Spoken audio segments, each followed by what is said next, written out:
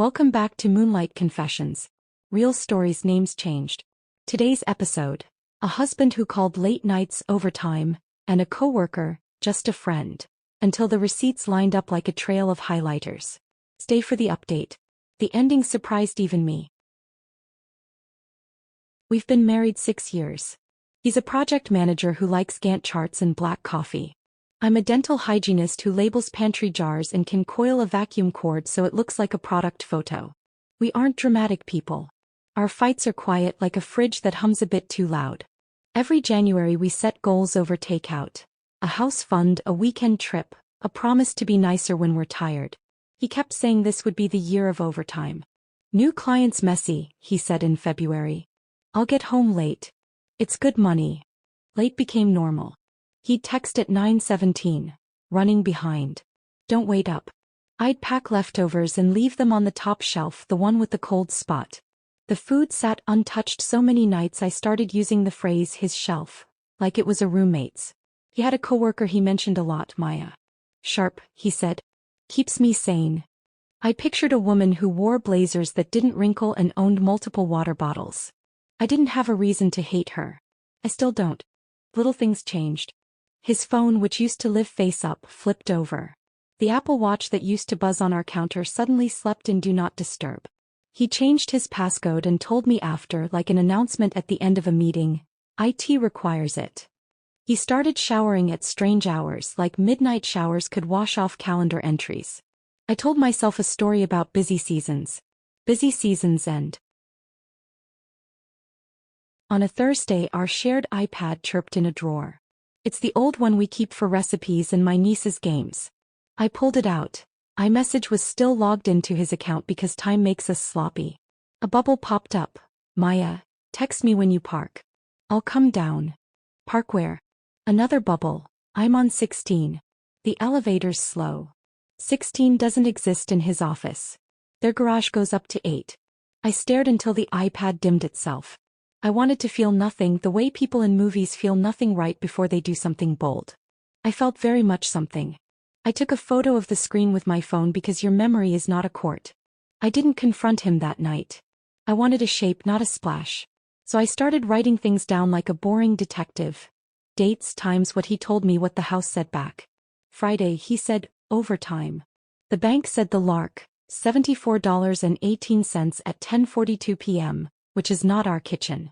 Saturday, quick check-in at the office. Uber said drop-off. Easton Apartments 2207. No office there. Sunday, flowers appeared on the counter with a blank paper wrap. Vendor swag, he said. Which vendor gifts supermarket bouquets? I don't know when I became a person with screenshots. I just know I'm not the first. If you've never watched a story assemble itself, here's how it feels. Like playing Tetris and suddenly getting only long pieces. Everything slots. There's a clang in your head. I checked our joint calendar. He was overtime 3 nights that week. I scrolled our shared credit card.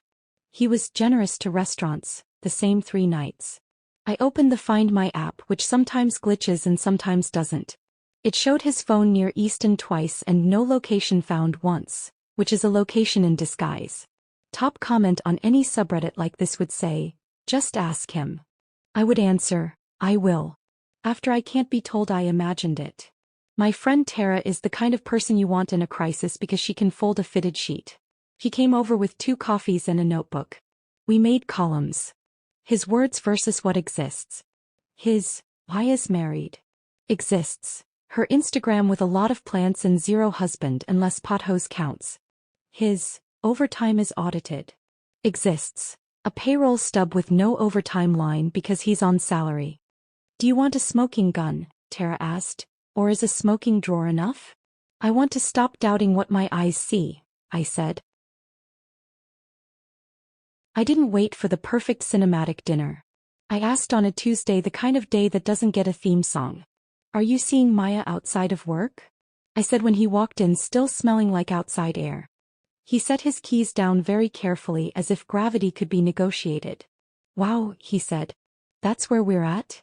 That's where we're at, I said. I kept my voice normal like the first lines of a voicemail. Babe, she's just a friend. We grab food when we're buried. That's called networking. Networking doesn't usually involve 16 floors, I said. He frowned. What? The message, I said. Text me when you park. I'll come down. I'm on 16. The elevator's slow. He blinked long and slow, the universal sign for buffering. You went through my messages? Our iPad went through your messages. I opened a drawer. That's a violation, he said. People like to move the crime scene. So is a secret apartment elevator, I said. I set the printed Uber receipts on the counter, the ones with Easton bolded like a headline. I added a tidy stack of bank charges from the Lark and the Row House, places you don't go with spreadsheets. He looked at the paper like it was in a language he didn't list on LinkedIn. You're making a conspiracy wall out of normal adult life. Then help me take it down, I said. Tell me a normal story that fits these edges. He went with the classic. She's been going through a rough time. He was being supportive. It wasn't like that. I'm the one he comes home to. We've been distant. He felt unappreciated. He made a mistake that wasn't a mistake because it didn't go all the way. People treat sex like a finish line that makes the race count. Okay, I said when he paused for my cue. Here are the rules if you want to stay in this house while we figure out whether there's a marriage under the noise. I had written them the night before in pen I chose on purpose. 1. Full phone transparency for 30 days. Not as punishment, as triage. 2. Therapy with a third party who doesn't share his last name. 3. We tell one trusted couple together. Secrets like air, they breed in the dark. He called it extreme. I called it basic. I'm not the villain you're painting, he said, which is what villains say when the paint dries. Then it'll be easy to meet basic, I said. He wouldn't unlock his phone. Out of principle, he said. There's a brand of principle that only shows up when accountability does. I told him he could sleep on the couch while he found his principles some pajamas. He took a blanket and slammed nothing because that's not his style. The house hummed. I slept the kind of sleep you sleep after a decision, not after a victory. He tried apologies that sounded like policy memos. We crossed a line emotionally, but it wasn't physical. I was stupid, not cruel. It's the pressure. He kept using we for things he did alone. I answered in nouns. Receipts. Times. Places. Tara asked if I wanted to call HR at his company. I didn't want revenge. I wanted my brain back. Document, don't scorch, she said. So I documented. Dates, screenshots, his refusal to share his phone. I emailed the notes to myself with a subject I wouldn't miss. Ledger. The second Saturday after the ask, I parked 2 blocks from Easton with a coffee and the kind of calm that feels like you're made of glass. I watched him arrive. I watched him text. I watched Maya come down in a hoodie and a messy bun, not a villain, just a person who looked tired. She hugged him like relief. I didn't make a scene. I took a picture of the hug and then a picture of my dashboard clock. If anyone ever tells you a hug is nothing, ask them why people risk everything to get one. I didn't wait for the movie line. I drove to Tara's and cried until my face felt rearranged. Then I went home, put his things in the guest room with care, and left a letter on his pillow with 3 sentences. I saw you. I'm telling one trusted couple tonight. If you want to fight for this, unlock your phone and book therapy by Monday. If you don't say that out loud. He came home quiet and went straight to the guest room. The next morning he said, I'll book therapy. He still wouldn't unlock his phone. Out of principle. Then book a place to stay, I said. Out of mine. He packed politely. He called me dramatic. He texted later that night, I don't deserve this. I typed back, we agree on that part. People say time heals. Sometimes time just labels. Week 1 was logistics. Passwords, the credit card and my name, a new routine where my dinner wasn't a hostage of his calendar. Week 2 was echoes. Your brain replaying every overtime that was a restaurant and every networking that was 16 floors. Week 3 was quieter. I could hear myself think in rooms he wasn't in. He sent long texts and paragraphs that sounded like we were drafting a press release together. It wasn't physical. I felt invisible. I thought you'd leave if I told you how lonely I was. There was one sentence that almost worked on me. I didn't mean to hurt you. I wrote back. If intention could heal, no one would need stitches.